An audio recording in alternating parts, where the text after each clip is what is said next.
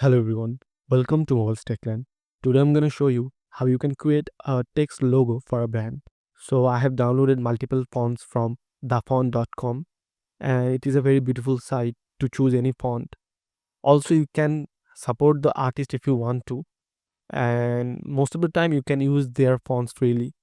So after downloading the fonts you have to install them, and you don't have to worry about putting or adding the fonts in Photoshop.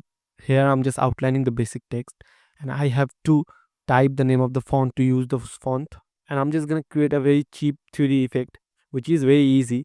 All you have to do is just copy those text and change the color, and you have to move the upper layer to show the bottom layer, and then play with the alignment, try different things to make it more pop out or a bit crazy, I would say.